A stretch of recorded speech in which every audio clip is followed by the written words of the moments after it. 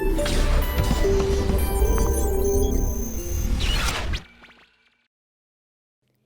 Debt Management Office of Nigeria today listed $2.5 billion double tranche and $2.87 billion triple tranche Eurobonds at the FMDQ OTC exchange, supported by Stanbic IBTC and FSDH Merchant Bank.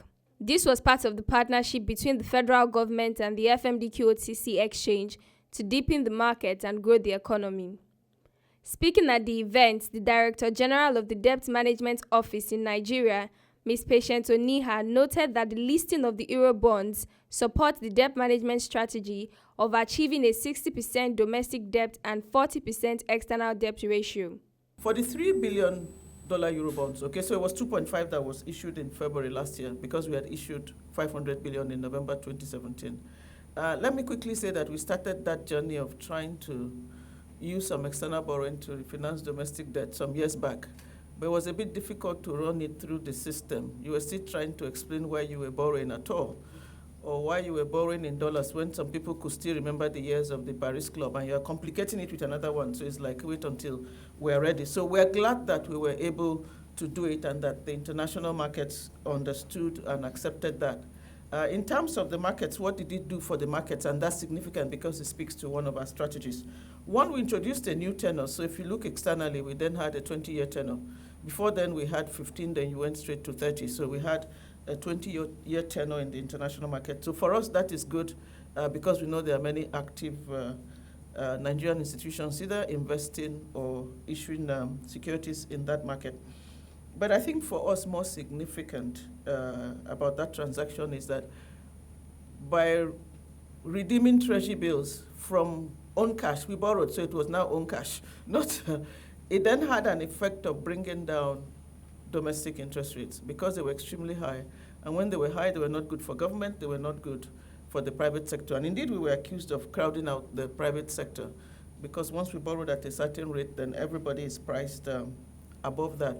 Okay, so we were extremely happy to see interest rates come down simply by the fact that we redeemed some amount of treasury bills. Like I said, the figure is actually about 976 billion naira that we redeemed, and that's the first time, we're really doing that. So that was significant in terms of achieving the two objectives of having a new tenor and then redeeming treasury bills. The second Eurobond that we are listing, that's a 3-tranche Eurobond. Most of you know that markets were pretty tough at the time we issued it. So for some of the people here, they know what we went through. All the discussions and analysis, sometimes arguments on what to do and not what to do. But we're here today because that transaction was successful, and we had 3 tenors. I don't think before then we still had any outstanding tenor for 7 years. So we do have a 7-year tenor there, as well as a 30 years, which we had issued anyway before in 2017. Okay, what did that do? When you put the two together, what did it do for us? As most of you know, we have a debt management strategy that says we want to achieve a ratio of 60 to 40 between domestic and external debt. And in explaining that is to say 60% for domestic debt is higher because surely in your market you're AAA and you can raise funds. We're also trying to manage the fact that much as people like to buy government securities, you don't want to be at 100%. The external was meant at that time to achieve lower costs and long-term funds, because really for a long time we were only accessing the concessional window. Okay, so things changed in January 2011 when we first went to the Eurobond market, and Fumi is here. Which Banwani Godalo were here as well. That was our first baptism. But thankfully we're here, and we've achieved the objectives, some of the objectives of why we went to the international capital markets in the first place. What was it? One, we wanted to position Nigeria in the market. So now there's so many research analysts out there writing about Nigeria. There are so many that are coming. And they're coming not because of the FGN only, but they're looking at states, they're looking at corporates, they're looking at your markets. So that was one objective. But for us too, we wanted to open another window of borrowing for the federal government. But the DMO really sees its role as dual, okay? One is we need to fund the government and manage the debt. So part of these activities are actually debt management activities. But we have a market as well that we have to support. And I thought listening to Mr. Jim Ovia speak really tied into what the government is doing, partly at least in some way. We need to have infrastructure good to have the growth we're talking about. If each time you want to invest in Nigeria, you have to provide everything, then hey, we may not be so competitive. So borrowing does support those activities, and if the economy can be better for it, the private sector can access capital to invest, then that is achieving its objective of supporting growth and development. Mr. Kobe Bensi Enchil, ED and Head, Debt Capital Limited Markets, Stanbic IBTC, in his remarks, said when government takes the lead in supporting the markets, corporate organizations will be encouraged to also participate in the market. It's amazing how whenever the DMO or the government steps out, then the corporate world follows. So after the first Eurobond, then we saw the Nigerian banks also step out there. And now we have corporate also doing the same.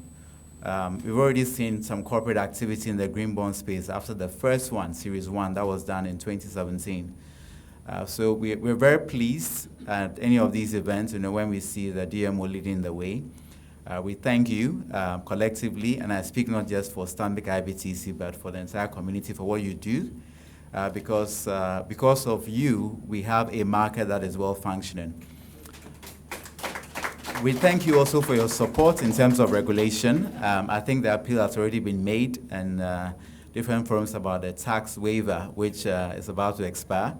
We know the DMO was instrumental in getting that in place, so we are hopeful that you'll continue to engage with the appropriate regulatory authorities to have that, because it's critical for the continued growth of the domestic capital markets. This listing means that the debt issuance serves not only to provide benchmarks for Nigerian companies that want to issue Eurobonds in future in the international capital markets, it also ensures that these securities are accessible to and can be easily traded by domestic investors, both retail and institutional. So we at FSDH, we applaud the DMO for this listing, and we also thank the FMDQ for providing the platform to enable the listing. Highlights of the event was the official signing of the FMDQ bonds register, sealing the DMO Eurobonds listings for the Federal Republic of Nigeria. Mrs. Patience speaks further on the important projects and plans embarked for execution through the Eurobonds that will drive economic growth in Nigeria. The listings really today are for Eurobonds that we issued last year, whose proceeds have been deployed already. Okay, so for the 2.5 billion Eurobond, which is one that we're listing today, that was used to redeem Nigerian treasury bills of about 976 billion naira. So in terms of what did that contribute to the economy, more money was available with the banks to lend to the real sector, and interest rates came down, which is good for production. So private sector can access more capital and also at a lower interest rate. The one that was issued in November, 2.876, was for capital projects and has been deployed to those capital projects. You know what capital does? It means to start with, the cost of living is better, but you then become a more attractive destination for investors. Mainly deployed to roads, to power, projects like that.